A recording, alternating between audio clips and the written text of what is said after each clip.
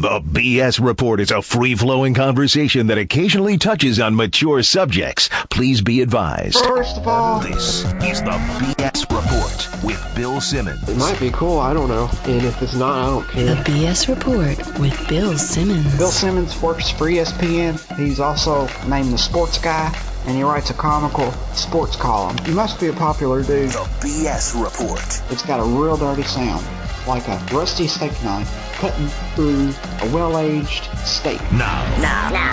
Here's Bill Simmons. Welcome to the B.S Report. Christmas Eve. Happy holidays to everybody out there. And if you're listening to this, you're probably in a car with some screaming kids. Or maybe you're in an airplane. I don't know where you are. I know where I'm going to be tomorrow, though. 15 straight hours on television. We start at noon on ESPN, the first of 5 NBA games. The second and third games are on ABC. The fourth and fifth are on ESPN. And Cousin Sal, I think by like midway through the fourth game, I become a candidate to end my own career. What do you think? That's going to be great. Will they allow you to do cocaine just this one day? Well, I'm going to have like a quadruple shot latte at about 5 o'clock, so it'll be the same thing. Yeah. It's good. We have to be in the studio by 7. Why? So, because we have to take these Sports Center hits, like starting at like 7:30. Oh my God! It's going to be fun. At least we're talking basketball. And See, this is why you should have gone soccer as your number one sport, and then no one cares. You do something once a year. You won't have to worry about any of this. Oh boy! Now you have the soccer people coming at you. Oh, all right. Cut that out then. Yeah. Hey, Cousin Sal, did you hear about what happened with the Seahawks last night? Yeah, I did. Is Russell Wilson the best quarterback of all time? I hate saying you did a good job, you made a good pick, but this Seahawks pick is extraordinary. I mean, I don't think it's a tough run to the NFC Championship for them. I really don't. Let's say they go to Washington or Dallas, whatever. That's probably not happening, but Washington, and then their second game would be at Atlanta, and then at Green Bay. That's a great run for them.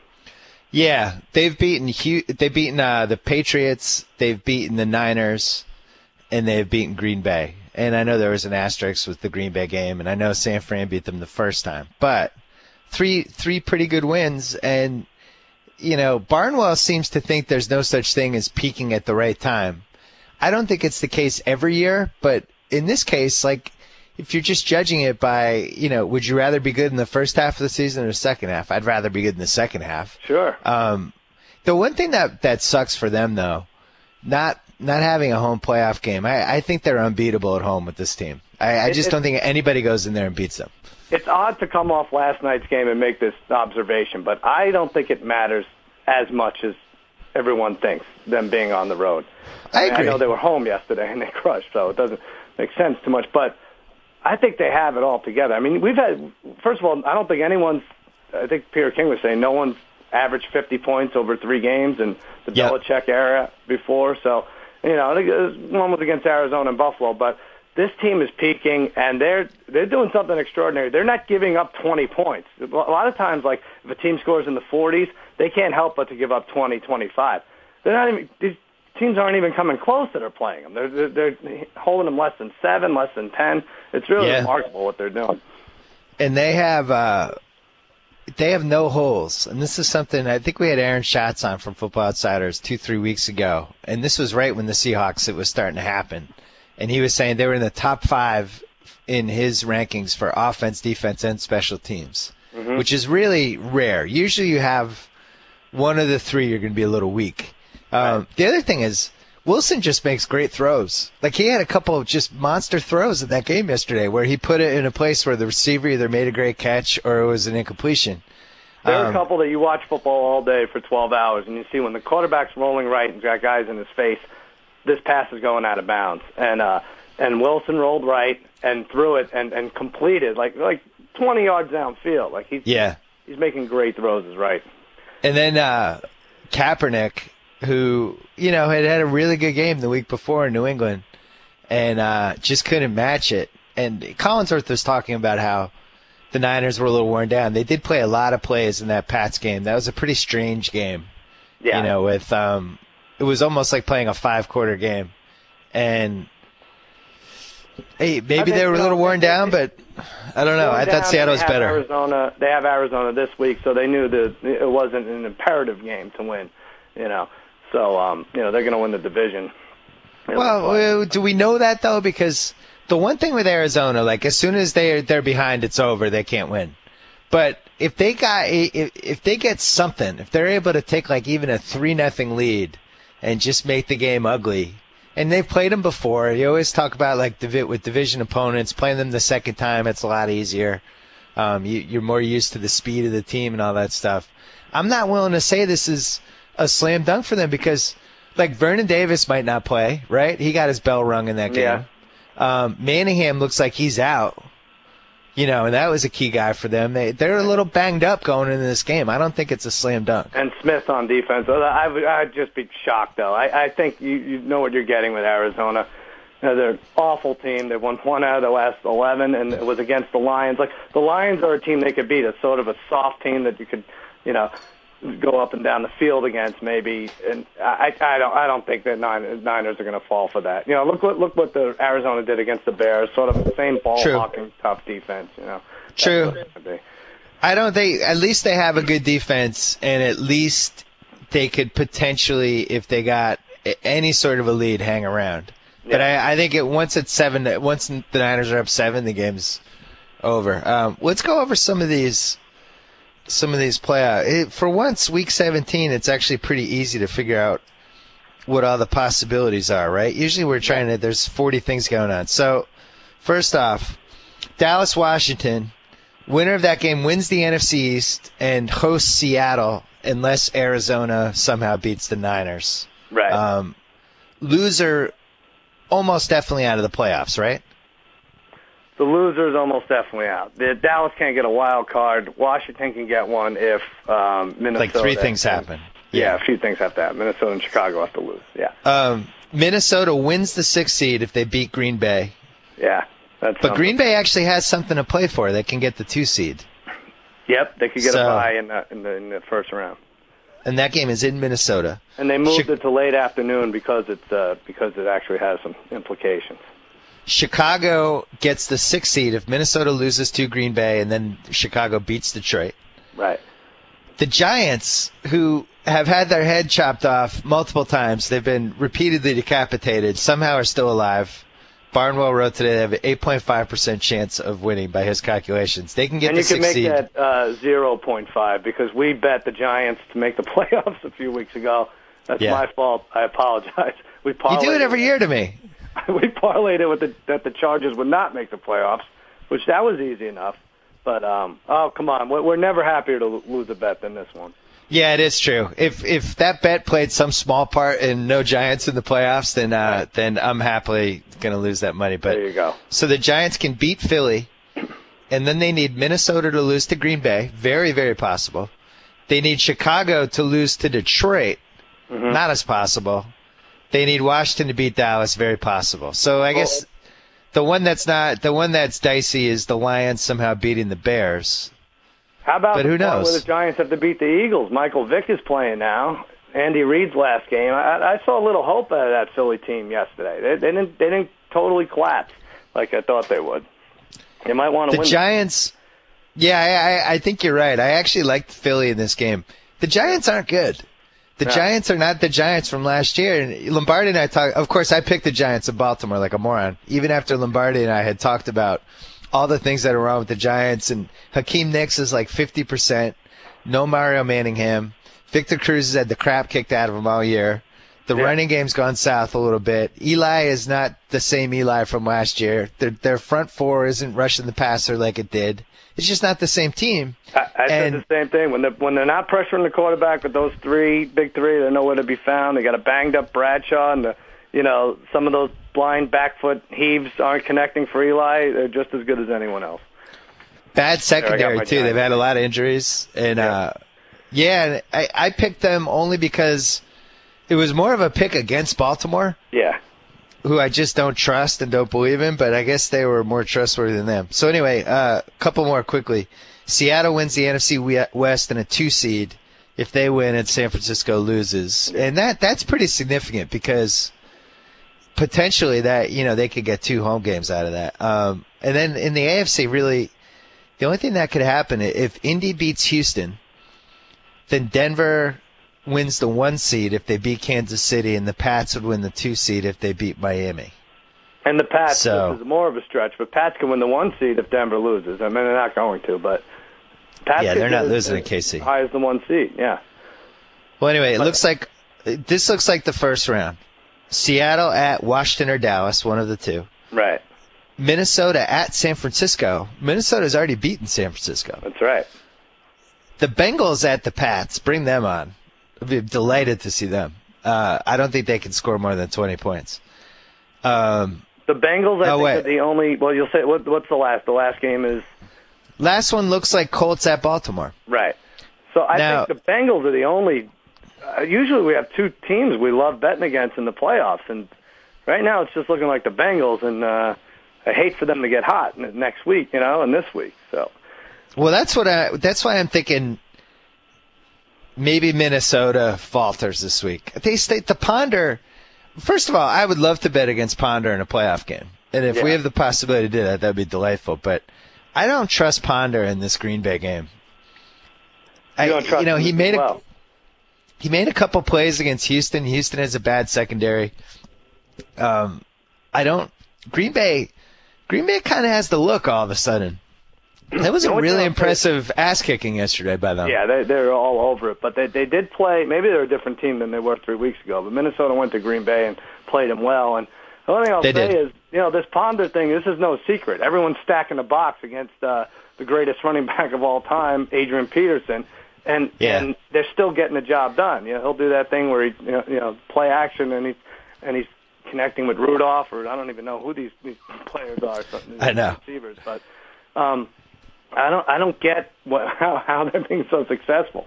And it's not just Peterson. Yeah, they're getting a couple big turnovers when they need them. I like watching them. They seem like they're pretty well coached.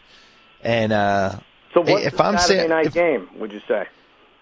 Those playoffs. Well, is it Bengals at Patriots? No. Yeah, you're right. Those aren't very marquee games. Yeah, you're not going to put Baltimore in the. You're not going to like this, but I think your team's going to beat Washington. Oh, here we go. No, I really do. I genuinely do. I'm not saying that just to be a dick. I think your team's going to beat Washington. You are saying it to be a dick, and then no, I'm not. I think you have a good team. I thought you played well yesterday in that Saints game. You came back from 14. That's the one thing. Unlike Pittsburgh and some of these other teams that just didn't show up, we did play well, and you can only do so much to stop Drew Brees, and we didn't do half as much as we should. Brees was really good in that game. Brees is one of the best 4 or 5 quarterbacks in the league, and he had a great game, and he beat you. I just don't trust Rob Ryan to put together. And granted, he's got 5 starters on IR on defense, but you can't prepare for RG3 anyway. How are you going to do it with the defense like this? And I think Rob Ryan's sort of all over the place this year. Here's the thing with RG3 though. He's 60% RG3. He didn't look healthy in that game. I thought he had trouble moving around. I didn't feel like he was the same guy. Yeah, he didn't dominate like usually. And it's going to be cold, and the fans are going to be crazy. I mean, we haven't really played a cold weather game this year, unless in Cincinnati a few weeks ago, if you count that. But it's probably going to be in the 40s. I was impressed by Romo yesterday. I thought the 4th and 10 play was really nice. Thank you. Thank you, finally. Even if he did roll over and die in overtime, I still was very impressed by the 4th and 10. I don't know why they were going no huddle when they knew 3rd and 5, if they don't convert, the game's pretty much over. I'm not sure what was going on there. But here's what I'm going to say about Romo. He does a great job. He wins 6 out of 7 or 5 out of 7 to take him to this playoff game to get into the playoffs. And he's going to go for 270, 2 touchdowns, and throw an interception. Everyone's going to say he can't get the job done. So. Well, is there a chance that the Bengals and Colts could flip spots here? No, I think they're locked in at 5 and 6. Okay. I think they're locked in. I think they go Minnesota San Fran on that Saturday night then. Really? Wow. Yeah, I do. Because then they could play up Peterson, do the whole thing. How many games is San Fran going to get at night in a row here? Well, I guess it would be 1 week off, but. So then. Yeah, and then, See, I don't think so. No, wait a second. Then you have to put an AFC game early Saturday, and that Baltimore-Indy game is too good to be first. I think your Pats get the Saturday night billing. Really? Yeah, Pats I think Bengals? That's an automatic draw, Tom Brady. You don't have to worry about anything there. So you're saying Seattle at Washington is the first game of the day on Saturday? I think so, yeah. That's too good of a game. Well, RG3 against Russell? You're saying my Cowboys are going to lose? Look at this. Well, I think that's the thing. If the Cowboys win, that's Saturday. Then they'd have to have the NFC game. Couldn't be the late game because San Francisco is the home team. Right. San Francisco screws this up. I'm going to stick with my Minnesota at San Francisco. I think Bengals Pats will be the first game, and then on Sunday they go Seattle at Washington or Seattle at Dallas, followed by Indy at Baltimore. I think they can't lose putting a great quarterback in that Saturday night game. I don't know if they want to go Kaepernick and Ponder to start it off. Well, can we at least agree that Seattle at Washington is the best possible scenario for a game? Yeah. So I don't know if they'll run with that or not. They really can if San Fran's the other game. No. It's gonna be interesting. Maybe your team will screw this whole thing up. Seattle at Dallas, the rematch of the botched extra point. I hope so. And let me tell you, I should have thrown this in earlier, but you left this Russell Wilson, obviously your boyfriend throughout the year, and you left this message. It was basically a poem you left on my voicemail regarding Russell Wilson and yours. I don't remember this at all. Yeah, it's a nice Christmas poem. Hold on, let me play it for you. 'Twas the night before Christmas, and all through my house, Russell Hustle and Bustle Man Muscle Wilson came home, so I took off my blouse. We proceeded to get nude and roll on the floor. I couldn't help but to feel like a gold-digging whore. The two of us fondled, canoodled, and spooned. I hesitated to think about how this moment would get ruined. Sort of rhymes. Then, just as the passion reached an all-time high, Russ asked me to make him his favorite turkey pot pie. I put on my apron and went off to the kitchen. I looked out the window and saw that it was me, Russell Hustle and Bustle, Man Muscle was ditching. I heard him exclaim as he scrambled out of sight, "Merry Christmas, sports guy, my little snuggle bumpkin all pasty and white." Can you believe that? It was just a booty call. Wow. Hold on, yeah. He's never forgiven me for week 13 when I almost transferred my love back to Josh Freeman. Yeah. That was a bad We've never been the same after that. Actually, let's just go to week 17, and then I can hit a couple of other things that go in there. Let's do it. Let's figure it out. You're leading me 8-6 and 2. Yeah. Right. But we go through the playoffs. So yeah. Here it is. All right, well, there's a couple of games. There's actually 3 games with no lines. Tampa Bay at Atlanta. I guess they're not sure if Atlanta's going to play their starters. They're not sure if Josh Freeman is still alive because he died 3 weeks ago. What happened to Josh Freeman? I don't know. You're the one who kept bizarre. Not been the absolutely same bizarre. Yeah. So I don't know. I don't know who's going to start. I put it as a pick. But what are the other two? Go Cleveland at Pittsburgh. Also another one without a line. Really, because they don't know if Brandon Whedon's available. I mean, what's the difference at this point? Colt McCoy is younger. I would have said Pittsburgh by, 6. I said 7. All right, so now here we go. Houston. I thought you said there was a third game without a line. No, there is. It's an afternoon game. You want me to do it? All right, Oakland at San Diego. No, I was going to get to it in the afternoon. There's no line. What? I said San Diego by 7. It's a late. Why is there a line on that? I don't understand. Because Palmer's hurt. Leinart and Palmer. I know, that's dumb too. I'm mad about that Raiders-Panthers game because that was a classic. That my buddy Gus had a buddy in college, John Oakes, who used to have this thing called the Oakes theory that certain teams should just never be favored by more than 7 ever. Mm-hmm. And that was a classic Oakes game. The Panthers were giving like 9 points, right? Which is ridiculous because they're not good. And they wouldn't have and shouldn't have covered if Palmer were in there. Yeah, I know. Yeah, Palmer gets to 10 points. Mm-hmm. And instead they get the Matt Leinart gift, but that made me mad. Anyway, all right, let's start it. Because you brought up Gus, good friend of yours, and Gus runs a pool, very underrated pool. I love it. It's a head-to-head. It's about 30 guys, a lot of ESPN guys in it. Go head-to-head every week. You pick against the spread. And then whoever has the best records is around. So there's a whole playoff thing where you go head-to-head. It's terrific. And then there's a suicide or eliminator, to be more appropriate, element to it. And it's down to me and Gus. For the last 3 weeks, it's down to the two of us. And let me ask you, if I take the Skins as an emotional hedge as my last suicide pick, is that bad? That makes me a bad person, right? You're hedging your bet, basically. Basically, yeah. I would lose this eliminator pool. I don't think you do that. I don't do it? Okay. Yeah, you got to put all your eggs in the Dallas basket. Okay, I'm with you. Yeah, Plus, it would probably tie, and the Giants would sneak into the playoffs, and the Cowboys and Redskins would tie or something. So. Yeah, this pool, we use the ESPN Pigskin Pick'em. We go through the first 16 weeks, then the top 12 makes the playoffs. Yeah. Top 4 seeds get buys. The playoffs actually start for us in week 17. We make 5 quote-unquote playoff games. Mm-hmm. The other pool we're in, I clinched this week. The wins pool. Didn't you? I went 3. I had Baltimore, Seattle, and Indy went 3-0 yesterday. How did you get Indy with that pick? What? It was like they were 27th. That was great. I was so fired. What's funny is I was really fired up to get Seattle at 15 and Indy at 27. Like I really wanted both teams. So it worked out. It was good. One. Yeah. All right. Well, good for you. Thanks. Good things are starting to happen for you. Yeah. All right. Good things. Houston at Indy. I don't think they can make this line high enough for me to go against Chuck Pagano. Yeah. The return of Chuck Pagano, I just think, how do you take Houston in this game? You know what's funny about it? How many times in this podcast did we look at Indianapolis' schedule and say, Week 17, they have Houston, and Houston's not going to need that game, so Indy's going to win it. Now, Houston needs a game. Indy doesn't. Yeah, they have the Pagano thing, but do they give Luck a break? Do they sit some of these guys?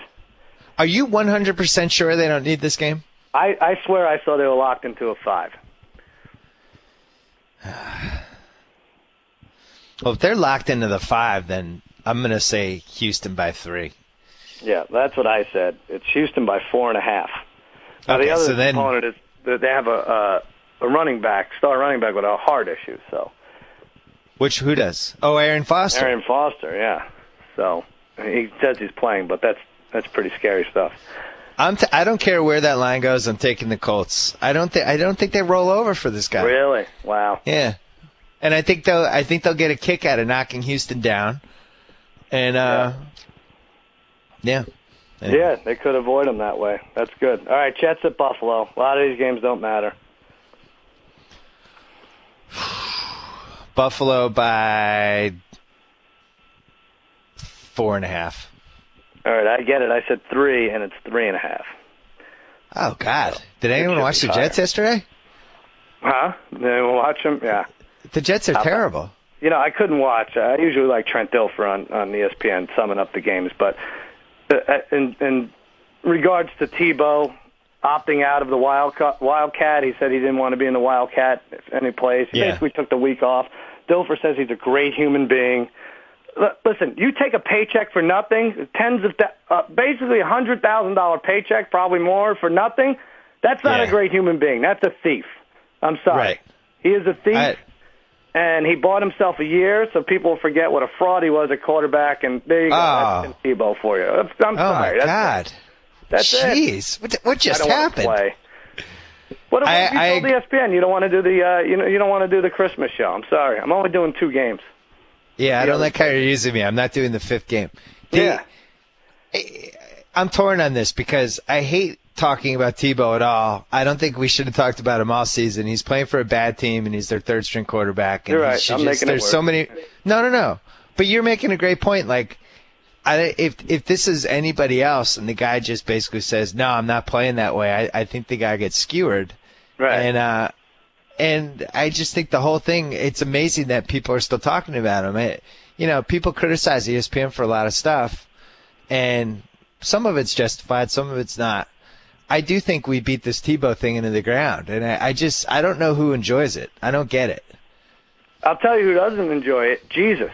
Jesus is a very forgiving man, but when you when you accept a paycheck for nothing, that's when he gets pissed. Well, then it's like if you're the Jaguars, are you really going to bring him in? Yeah. You're not going to. the guy that wouldn't you trade for Matt Flynn if you're like one of the 7 teams that needs a quarterback? Flynn or Cousins or someone in there, right? This Matt Flynn, he was in demand. He goes to Seattle. They stumble into this rookie QB who, took a big gamble, but obviously made the right gamble since he's one of the best 7 or 8 QBs now. Yeah. And Flynn, for all we know, might be in the upper echelon, and we just haven't seen him. I would go after that dude over rolling the dice with Tim Tebow. Definitely. I would go after Kirk Cousins, too. I'd go after Trent Dilfer. That's what I would do. I am. All right, let's keep going. What are we up to now? Jacksonville at Tennessee. Ooh, Tennessee. Good Lord. This is we might see both. This could be a loser leaves town coaching matchup here. Oh yeah. I think the Tennessee guy's gone. I'm going to say Tennessee by 3.5. All right, we split it. I said 4.5, and it's 4. How about? Does that make you feel bad that the Patriots are so hated that the Jacksonville Jaguars were willing to forfeit their first pick overall just to try to beat them? I mean, they really played hard that game. Yeah, there's not a lot of Jags fans out there. No, but that is a game where about halfway through the game, maybe you tell Chad Henne he just needs to come out. Really, I know. Well, I guess the only thing is it's supposedly like the worst year in years and years and years to have the number 1 pick. That's true. I don't think it matters. Just from a negotiating, it doesn't matter who you pick, but there's always someone looking to trade for it, isn't there? Right. It's a really bad. Chicago at Detroit. Chicago needs to win. Yeah, so I'm going to say we'll not know if Minnesota has won yet because that's a late game. Late afternoon. I think this is Bears by 3. Yeah, that's what I said. They're giving it 3.5. Where do you stand on this Calvin Johnson season? I don't know. It's a weird thing because I look at him and physically he's fast and strong and he's maybe the greatest we've seen, but there is a lot of garbage time. There are a lot of garbage yards in there. And just as I don't put Matt Stafford in my top 15 like you do, he's 10 games under 500 as a starter. Yeah, that doesn't help him. But Calvin Johnson, the top 3, I don't think he's the best. Here'd be my counter. What would you say? They don't have anybody else to throw to, and it seems like teams are just double-teaming him and shifting their whole defense towards him, and just all they want to do is try to stop him. And he's still going to get 2,000 yards receiving. It seems to me that it's a rushing equivalent of the Adrian Peterson thing. No. I mean, the receiving equivalent of that. Where it's like everybody knows they're throwing to him, and he's still getting the yards. Like Brandon Marshall, same thing. They have nobody else to throw to in Chicago, and he's still getting yards. But if the Vikings were down 17 points in the fourth quarter, Peterson wouldn't be getting as many carries as Johnson is getting looks because Detroit's so bad. It's a good point. I think they are playing prevent defense, a lot of these secondaries against him. It's a very sore subject for me since I spent $40 on him on my on just my juggernaut of a fantasy football team that somehow didn't make the playoffs. It was pretty good towards the end. Yeah. All right. Well, Carolina at New Orleans. These two teams playing at a pretty high level right now. Not even close to making the playoffs.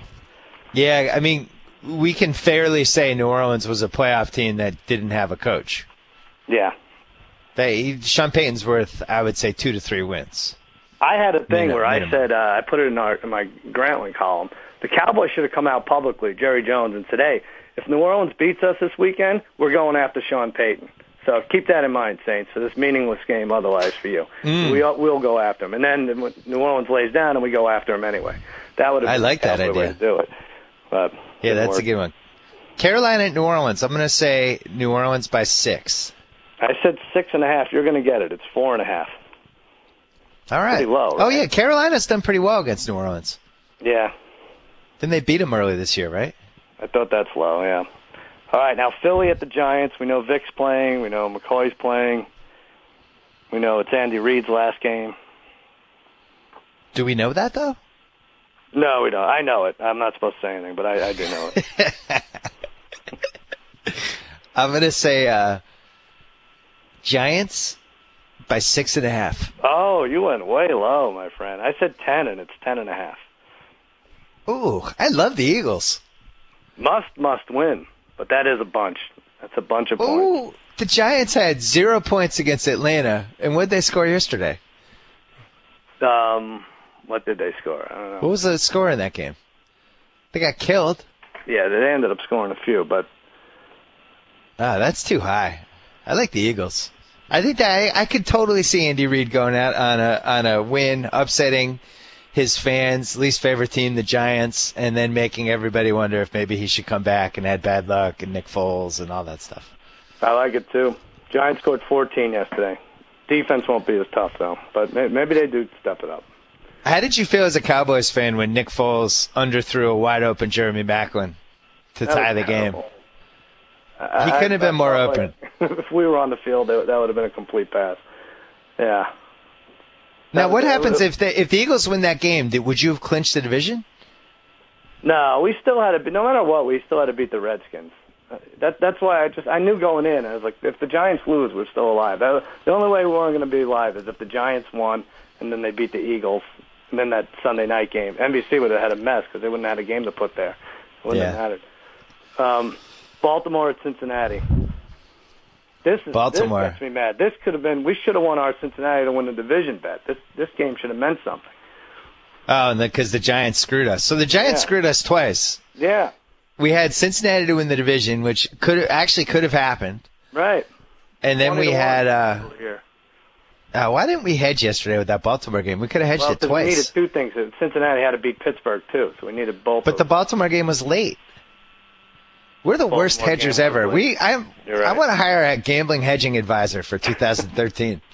We do need like a always Jonah screw Hill this up. sort of guy, Jonah Hill and Moneyball type guy to just monitor our plays. There's got to be somebody who does that for a living. Yeah. All right, so this game means absolutely nothing. Nothing, and I don't even know who's.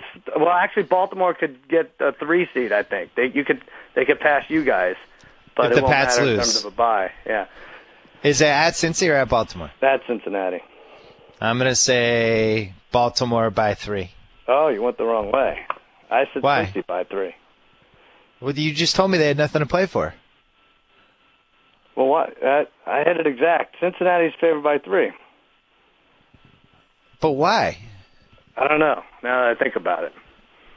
Are you sure they can't win the division? I'm going to look this up real quick. Cincinnati is a 6 seed. I'm almost positive. I saw. If they can win the division, then I'm going Cincy by 3. They can't win the division. I know that, but they could jump to. No one cares about jumping to a 5 seed over a 6. No, because then that Houston line wouldn't have been what it was. Hold on, I'm clicking on playoff scenarios. Riveting radio for the people in the car right now. This is good. Jacoby's going to cut some of this out. No, Cincy is what it is. They're in, right? They're in as a 6 seed. That's really weird. Are you sure Baltimore has a chance? Baltimore's 10-5. New England's 11-4. The only thing they could do is jump to 11 to a 3 seed. They beat in that Sunday night game. Oh yeah, and Baltimore clinched the division title. That's weird. Yeah. Baltimore should be favored in that game. Yeah, they should, but teams don't care if they're 3 or 4, right? They'll just sit. Who would you rather play if you're Baltimore? Cincinnati? See, because then if they win, they'd play them again, right? If they won and New England lost, they'd play Cincinnati again.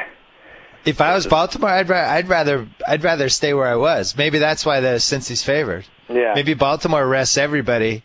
They play Indy in round 1 at home, and then they go to Houston probably. Oh no, they would have to go to Denver then. Oh no, they go to Houston.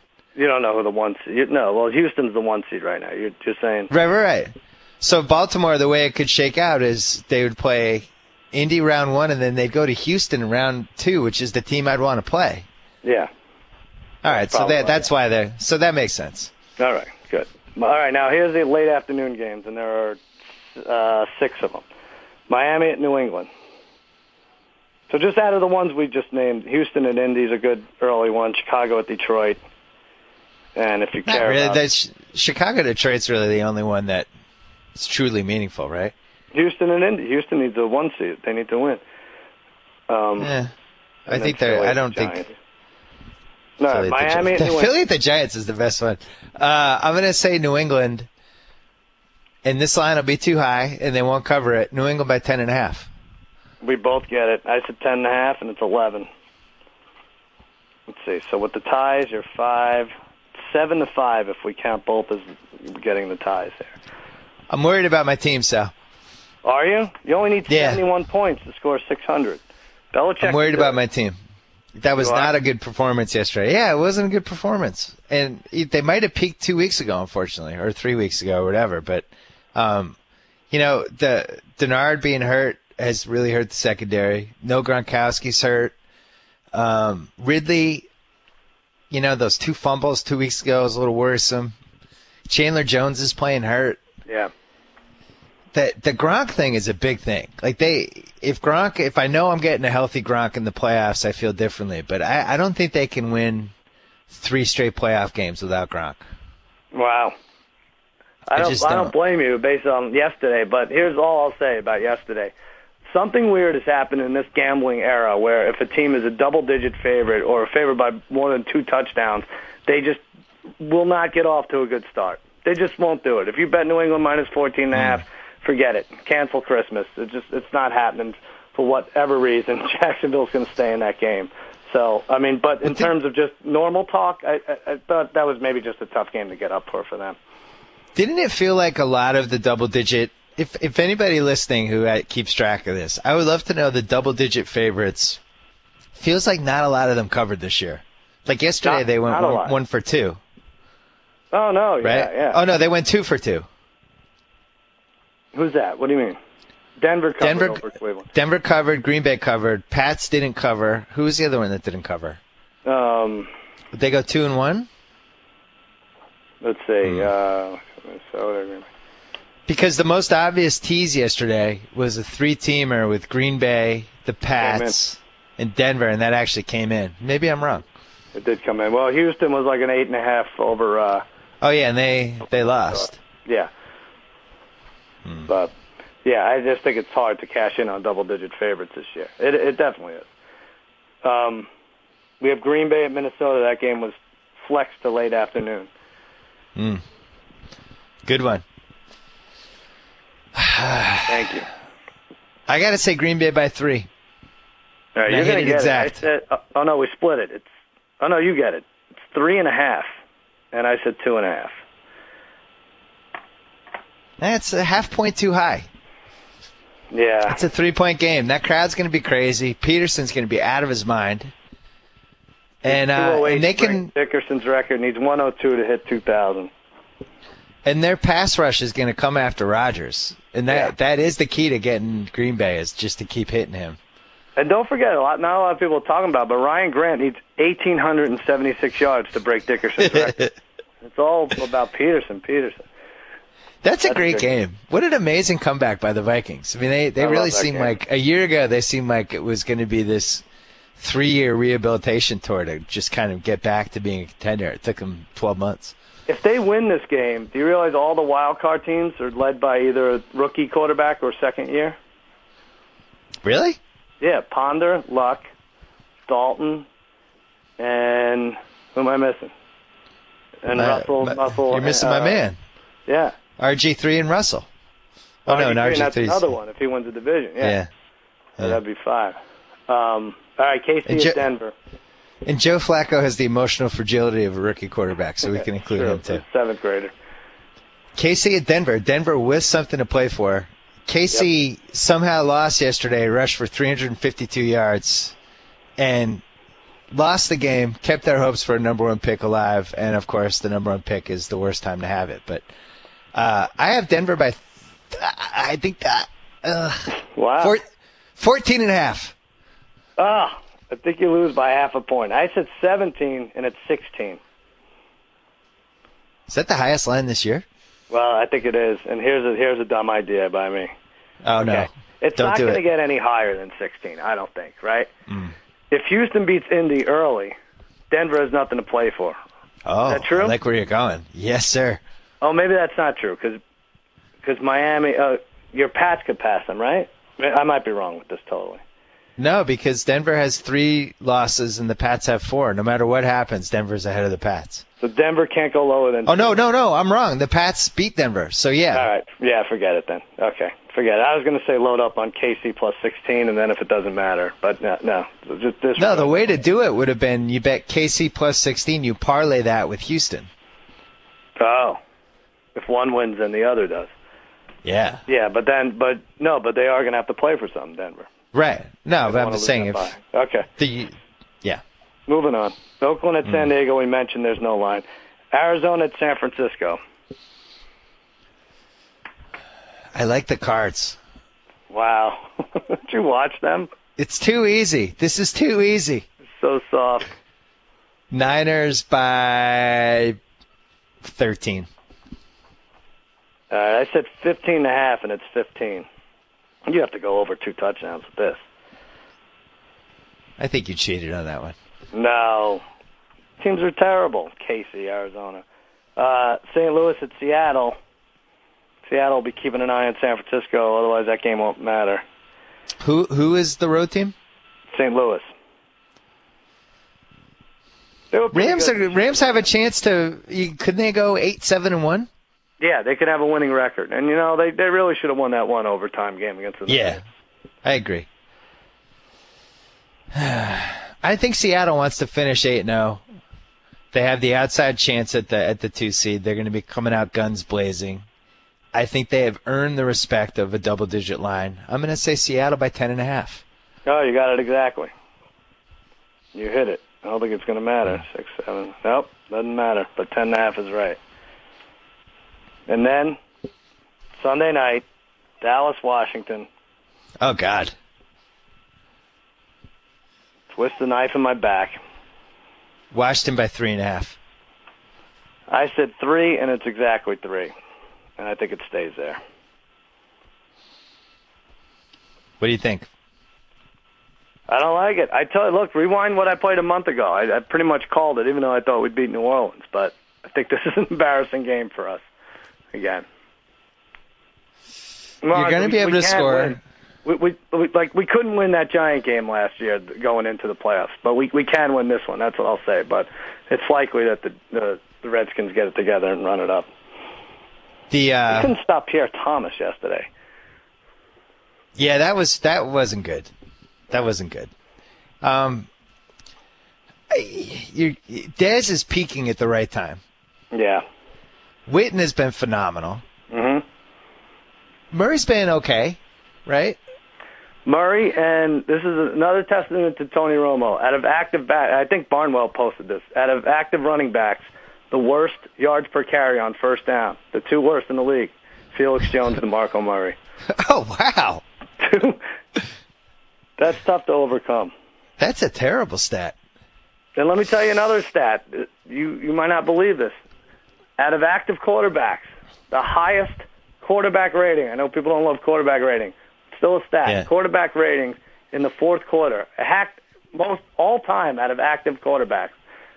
TR, number 9, is number 1. TR? TR, Tony Romo. Tag Romney? Tad Romney, yeah. Number 1. I'm just setting myself up for all the criticism he's going to get next week. I can't wait for next Monday's podcast. It's going to be great. It'll be New Year's Eve. This could be your last game as a Cowboys fan. You have a new team. Yeah, I was going to talk about it. Our buddy Alex Shiner was hired as the president of the Cleveland Browns. Got to know him at this. You have to switch too. You know, it's tough because it's going to be tough. There's a lot of sports bigamous rules at stake, but it's going to be tough to have somebody who I like running a team that's not the Patriots. And what if Lombardi jumps on there as GM? Oh my God. Well, if that happens, then I don't know. There have been rumors of Lombardi, which is pretty interesting. They should fire him. Just do it already. If it's Lombardi and Alec, I mean, maybe the compromise would be I let Ben become a Browns fan. Yeah. I have to check with him since he seems to have no interest in football whatsoever. But when our friend Alec, who was the lead counsel for the Cowboys, like Jerry Jones' right-hand man, before he took this job, when he told me that he was going to Cleveland. I should have been nothing but happy for him. One of 32 jobs in the league. And I was so bummed out. And his wife was mad at me. She's like, how can you not be happy for your friend? I'm like, I don't know. This is just how I feel. I'm sorry. I'm an immature person. What am I going to do? He told you in person and you were crestfallen. Yeah. I had my hands the whole night. Did you, before we go out, did you see Silver Lining Playbook yet? I did. You liked it? You want to do spoiler alert? I don't think. I guess let's do a little spoiler alert because there's no zombies or anything to talk about. All right, we can't do a spoiler alert because I have a special surprise at the end of the podcast after you're gone. You do? Right. I will say, I didn't like it as much as everyone else loved it. I thought Jennifer Lawrence was fantastic, though. She was great, but I think she's a great actress. Don't you think they should have consulted us with the De Niro part? This guy's playing a bookie. First of all, he's the bookie. I don't think I'm spoiling anything. No, you're not. It's the very first scene. He's the bookie. He's the local Philly bookie, okay? And he roots hard for the Eagles in such a way that it's OCD. He has to make sure that the remote control's turned a certain way. He roots so hard for the Eagles. If you're the local bookie in Philly, you cannot be rooting for the Eagles too. You're just everyone's betting the Eagles, so you're gonna get hit. So they needed to explain that he was laying bets off or something. And then the worst part is he wakes up, what's his name, the good-looking guy, Bradley Cooper, in the middle of the night, urges him to watch the game with him the next day. Philly, he says, we need to win to get into the division. To get into the division! How do they not make him take that again? What? It's like, is that Robert De Niro? We're not gonna ask for a second take there? We need to win to get into the division. You're in the division. Dope. Well, this is something we talked about with Corolla for a long time, about opening up a consulting firm for people that make sports movies. Because this is, what was his one, where the Nick Cage movie, where the announcer says he's about to jump 100 yards, but the football field's 120. Oh, right. Yeah. Remember Corolla's had 15 monologues about this? Oh, yeah. And I forgot what it was, football field is actually 120 yards. But yeah, if we have a consulting firm, that person would come in and be like, listen, Bob De Niro can't say get into the division because they're in a division. Well, how many sports fans must have been on set? Let's say the director, whatever. They're not into sports and they're just whatever. They're flying by the seat of their pants. They don't care. But the grips, the guy holding the boom mic, aren't they looking at each other like, whoa, win to get into the division? Maybe there's got to be somebody there. Just let him go. Yeah. There's got to be somebody there. All right, you have nothing to plug because you have no shows this week. That's it. No, don't watch anything. Don't listen to anything. We're fine. January 4th, though, or no? When do you go to 11:30? January 8th is our first 11:35 show. Jennifer Aniston will be on. I'll be on next week to talk about it. Okay. All right. So good luck with the Cowboys. Yeah, we're doing something. We're doing a New Year's Eve pod. I will see you. I will probably see you this week, but good luck with the Cowboys. And thank you. Good luck with tomorrow, staying awake. Yeah, I'll try. Hopefully we can get through it. 15 hours of wearing makeup should be interesting. Cousin Sal, Merry Christmas.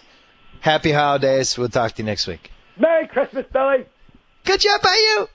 All right, before we go, you might remember a couple times on a podcast right before Christmas, my daughter has come on to sing Rudolph the Red-Nosed Reindeer. We're going to try it again this year, just in the spirit of the holidays. She might choke. I don't know if she knows all the lyrics, so we're just going to do the chorus. Are you ready? Rudolph the red-nosed reindeer had a very shiny nose like a light bulb. And if you ever saw it, you would even say it glowed like a flashlight. All of the other reindeer used to laugh and call him names like Pinocchio, and they never let poor Rudolph join in any reindeer games like Monopoly. But one foggy Christmas Eve, Santa came to say, Rudolph, with your nose so bright, won't you guide my sleigh tonight? All of the other reindeer. Keep going. You're done. I don't know the rest. All right. Well, we gave it an honest effort. Yeah, like putting your kids and your creative products are in thanks to Judd Apatow now. Anyway, that was my daughter attempting to sing Rudolph the Red-Nosed Reindeer. Merry Christmas, happy holidays. Watch us on ESPN and ABC tomorrow for hours and hours and hours and hours on end. And we'll be back next Monday. Cousin Sal, B.S Report. Until then, Merry Christmas. So I get to sign off. Whoa! Thank you for downloading the B.S Report with Bill Simmons. Too much fun. Check out more podcasts at the iTunes Music Store or at Pod Center at ESPNradio.com. Peace out.